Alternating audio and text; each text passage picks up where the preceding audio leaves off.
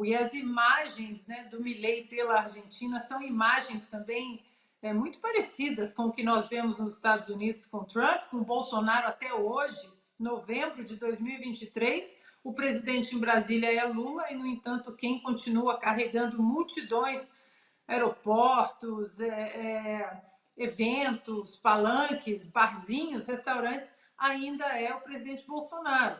E aí o fator que eu ia colocar nessa receita, né, dessa relação orgânica com o povo, um detalhe bobo, chamado voto de cédula de papel.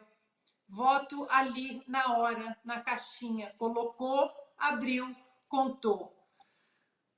As duas eleições presidenciais que tiveram urnas eletrônicas, a parafernália toda, foram as eleições mais conturbadas dos últimos anos, né? No Brasil, o ano passado, e nos Estados Unidos em 2020.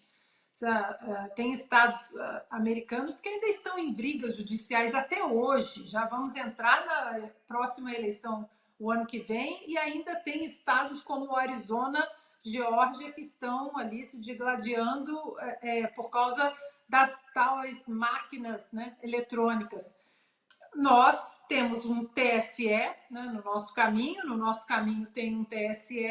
A questão agora é que nós precisamos começar a pautar o nosso Congresso novamente para que o voto impresso, não, senhor ministro Barroso, ninguém quer tirar as urnas eletrônicas, elas já são uma realidade, né? Já ultrapassamos essa ponte, mas nós precisamos voltar a discutir o voto impresso acoplado à urna eletrônica, como muitos políticos já discutiram no Brasil, no passado, apoiaram, políticos que hoje são ministros do governo do Lula, Simone Tebet, Carlos Lupe, todos eles, né? O próprio Requião também, tem vídeo de todos eles defendendo a cédula de papel acoplada à urna eletrônica, até porque o nosso artigo 37 diz da Constituição que as eleições elas precisam estar sob escrutínio público. Então, as nossas eleições, na verdade, elas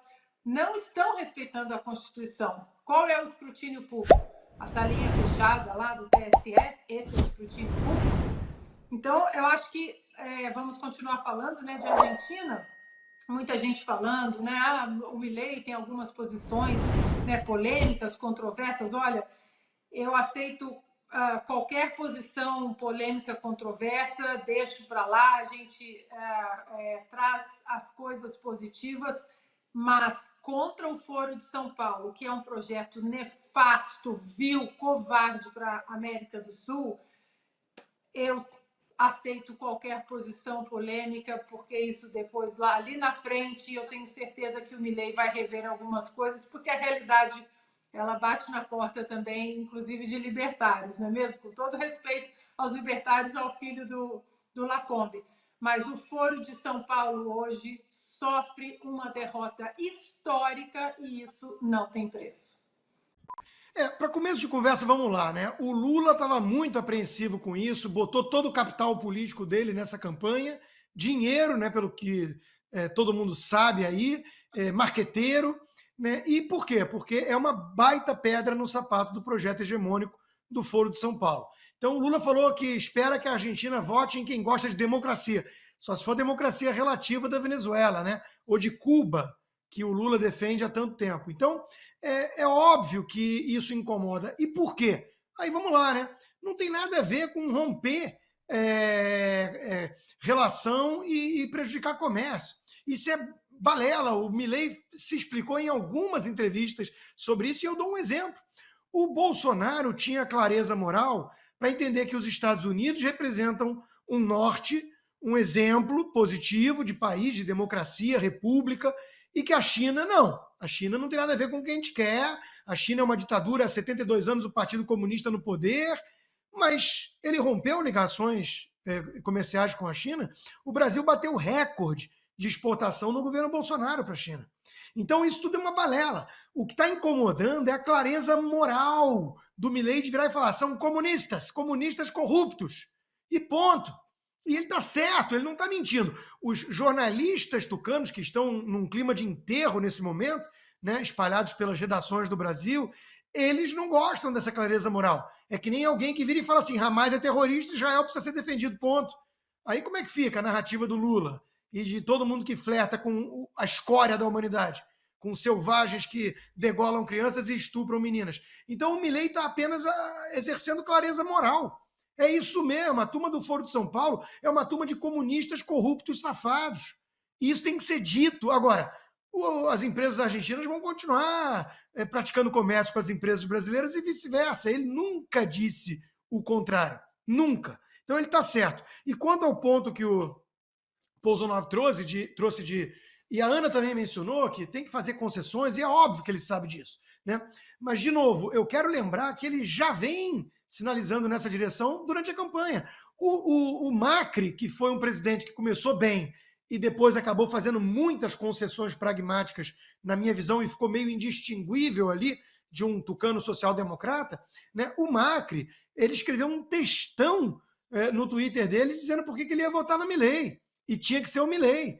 O Vargas Llosa, que é um liberal moderado, meio globalista, o Vargas Llosa apoiou o Milei.